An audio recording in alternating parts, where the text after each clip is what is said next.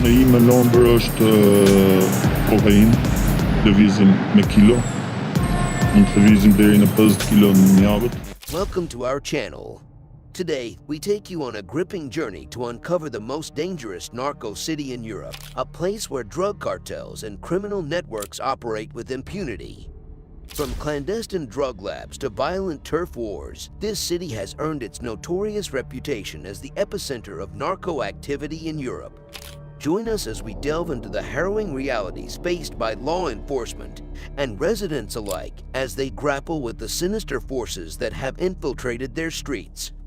Get ready to witness the dark underbelly of this narco-infested city and the impact of drug trafficking on its communities. Let's explore the chilling world of the most dangerous narco city in Europe. In the bleak streets of Tirana, Albania, I find myself in the company of two local cocaine traffickers, Artan and Luli, who have recently returned from a smuggling expedition to Germany. This isn't their first foray into the world of drug trafficking, having transitioned from cannabis to cocaine due to the allure of higher profits and ease of access. They boast about making a staggering $23,000 for every kilo of cocaine smuggled into the wealthier European countries where the demand for this illicit substance is soaring. As they narrate their tales of machismo, intertwined with dreams of luxury items like Rolex watches, fast cars, and beautiful women, they paint a stark contrast against the backdrop of their impoverished neighborhood, still plagued by unfixed, flooded streets. The allure of the drug trade is a gripping temptation for Albania's younger generations, who often find themselves ensnared in a vicious cycle of poverty and corruption, left behind by the aftermath of a severe financial crisis in the 1990s. Amidst the destitution and chaos, drug smuggling becomes a path to escape the hardships that pervade the outskirts of Tirana. However, it is essential to recognize that this trade has deep roots in the country's history. Albania has long been intertwined with the drug trade. In an alarming revelation, despite being a NATO member and aspiring to join the European Union, Albania has transformed into Europe's first narco-state. The International Monetary Fund's criteria for a narco-state involve a country where the illegal drug trade's power and wealth have infiltrated all legitimate institutions. In this regard, Albania finds itself immersed in the murky waters of drugs money alongside notorious narco-states like Venezuela, Guinea-Bissau, and Afghanistan. A 2018 report from the U.S. Department of State paints a distressing picture of Albania, describing it as a hotbed of rampant corruption with weak legal and governmental institutions and porous border controls. Here, drug trafficking, tax evasion, smuggling, and human trafficking have emerged as the most lucrative criminal activities, perpetuating the cycle of crime and corruption. Nestled amidst mountains, this once communist state on the Adriatic coast has transformed into the largest producer of illegal outdoor cannabis in Europe. In 2017 alone, Albanian authorities seized a staggering 68 tons of weed, valued at around $680 million. However, it is the booming cocaine trade that is propelling Albania towards the ominous status of a narco-state. Over the past decade, Albanian gangs and street crews like the notorious Albanians have emerged as major players in the highly profitable cocaine market across the UK and Europe. Renowned for selling exceptionally pure cocaine at competitive wholesale prices, these Albanian groups have contributed significantly to the increased availability and purity of the drug throughout the continent since 2012. Building direct supply channels through South America and Europe's major cocaine ports, such as Belgium and Holland, Albanian smugglers have cemented their position as influential players in the international drug trade. As evidence of their influence, police seized a whopping 613 kilograms of cocaine cleverly concealed in a shipment of bananas from Colombia as it reached Albania's eastern port of Durrës in February of last year. This flourishing trade, however, comes with a dark and deadly underbelly. Albanian criminals of suspected drug trafficking origin are increasingly falling victim to brutal assassinations in South America, highlighting the hazardous nature of their activities. What sets Albania apart from other European countries is the deep entwinement of its drug barons with those in power. Rather than being renegade outlaws, these criminals maintain close ties with influential figures within the country, sometimes even collaborating with law enforcement officials themselves. Shockingly, drug money has infiltrated Albania's democratic system, with cash payments becoming a potent tool for securing votes. A study funded by the European Union, conducted from 2016 to 2019, revealed an alarming 20.7% of Albanians were offered money or favors in exchange for their votes. Recent revelations also exposed how cocaine gangs manipulated elections by buying votes, surpassing the influence of political parties themselves. Such a grim scenario has led to a prevailing belief that winning elections without the backing of criminal groups is virtually impossible. In the shadowy world of drug trafficking, the intertwining web of power and corruption in Albania has drawn the attention of international intelligence units. British intelligence agents are among those who have descended upon Tirana, keeping a watchful eye on traffickers. However, they soon found themselves facing an unexpected foe: leaks from Albanian police officers directly back to the drug dealers they were supposed to be combating. Astonishingly, this evidence of shared intelligence being compromised shook the foundations of trust between foreign agencies and the Albanian authorities, prompting the involvement of teams from the US, Netherlands, and Italy.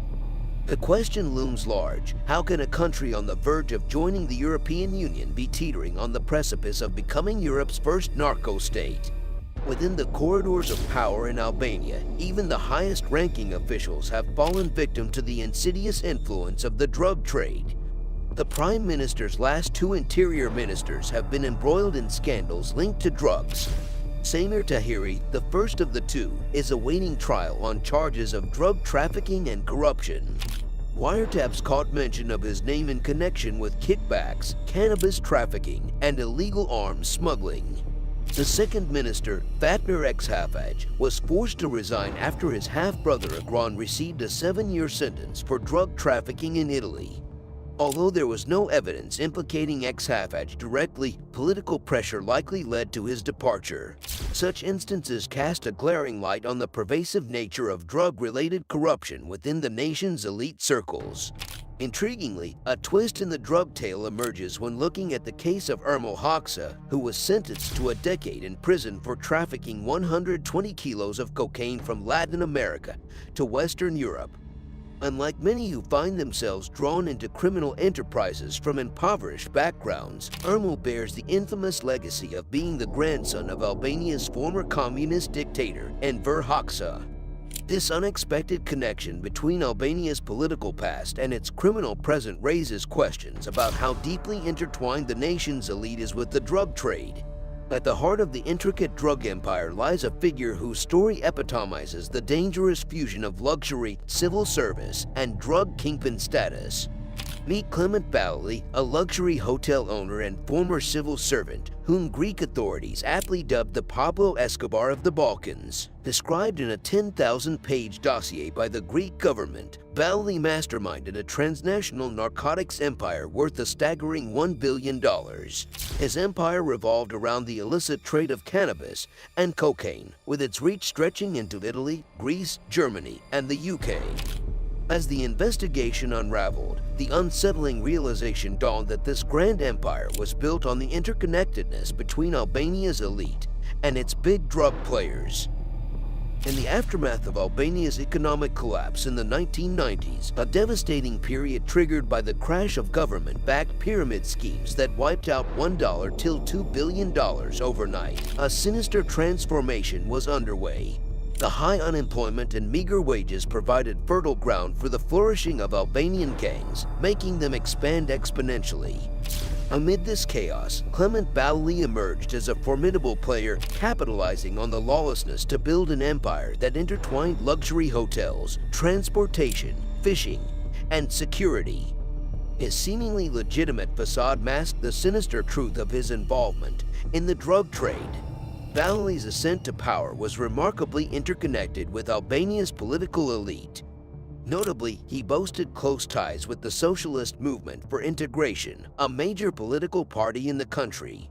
Even more alarming was the revelation that his appointment as the director of transport in the town of Saranda came as a result of financial contributions he and his family made to the LSI.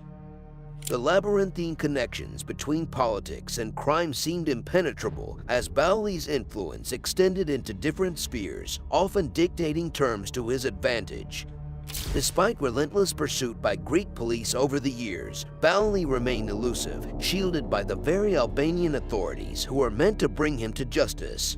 His ability to manipulate the system and his proximity to the heart of Albania's political power base have long confounded foreign officials who have expressed frustration at his apparent invincibility.